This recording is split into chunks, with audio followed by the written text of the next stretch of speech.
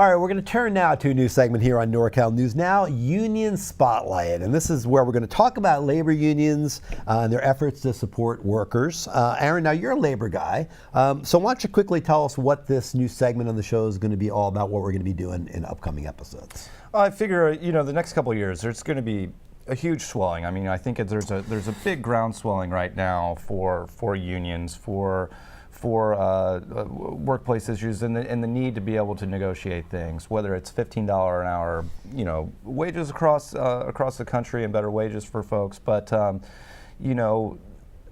back 4 years ago, Wisconsin started with some protocols with union.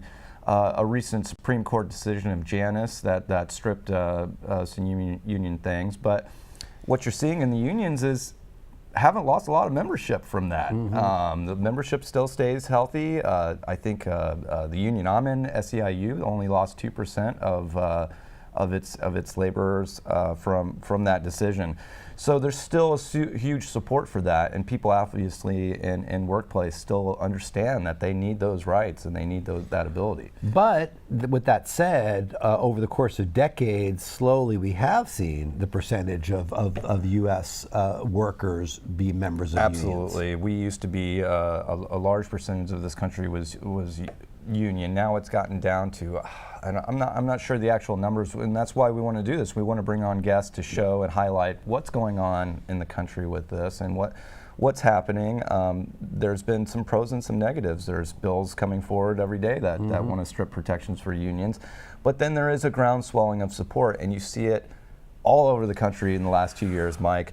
Teacher strikes, and not only in California, but all across the country. We've seen nurses and home health care workers. It's a huge thing, and when you see these groups and these unions work together, something like the Central Labor Council, where it's made up of teachers and nurses and labor people all together, you're starting to see that swelling coming up of saying, you guys have been in leadership, have been protecting this business and then that thing, and we're the workers here, and we're wanting some of our issues taken care of too. Yeah.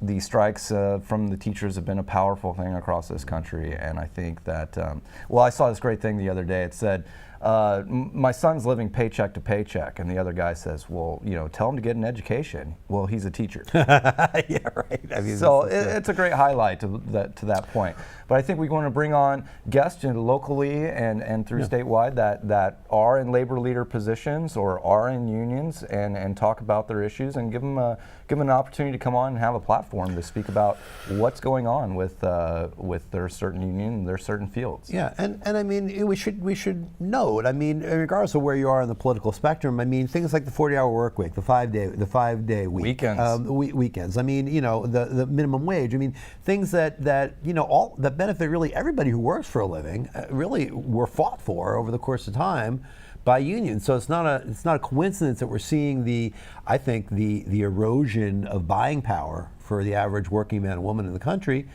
ties back pretty closely to that erosion of membership in unions and the strength of unions in the government and capital interest, not that I'm some big socialist, but capital interest eating away at those rights. And you've seen, well, from a union standpoint, of the faith of both parties has really left. Obviously we can say that maybe the Democratic Party is a little more in line with the unions and union cultures. But to say that all union members are with the Democrats is false. I think they've been pulling away from that and kind of going to more of a middle ground to say that, hey, I don't think either side is with us. Right. And in that same vein, I think they're looking and when we talk about teachers and firefighters, I think we're now stepping back and looking at it as say, they've been trying to divide us all. And I think unions have now looked at each other and said, you know what, this isn't going to happen. We're gonna come together, and we're going to, as we do in nature, we're going to join together as we do and say, you know what, those tax cuts, there's great threats with the workforce right now, Mike. Mm-hmm. Automation, these tax cuts that have gone to these corporations, a lot of that money has gone to, well, how can we automate things and get rid of these workers? Mm-hmm. And we're seeing in retail, but we're seeing in robotics that and automated driving, millions of jobs could be lost. And I think unions have a right to stand up and say, we need to do this in the future, and we need to have leaders that watch where it goes to protect jobs and to make sure that businesses can take advantage of automation, but not at the expense of American workers. Got it. Well, that's what the segment's going to be about. Union Spotlight. We're going to have some really interesting guests coming on. It'll be a segment at the end of the show each week, each time we do an episode of NorCal News Now. So keep an eye out for that, and we'll do it on the upcoming episodes. It'll be fun. Yeah, we'll get a history of labor, what's going on currently, what needs to happen. I think it's going to be a great segment. Be good. So check in for that. All right. Well, that's our show. Before we go, we'd like to thank our sponsor, the Butte Glen Central Labor Council, who promotes social justice for working people in our community. So to learn more, visit online at northstatelabor.org. That's the website, I believe, Aaron, northstatelabor.org. And don't forget, NorCal News Now is available wherever you download your podcast. So check us out and subscribe, please. Also, be sure to like us on Facebook and or subscribe to our channel on YouTube. So thanks to all of you for joining in, for listening in and joining us today. Thanks again to Zilka Pfluger. Zilka?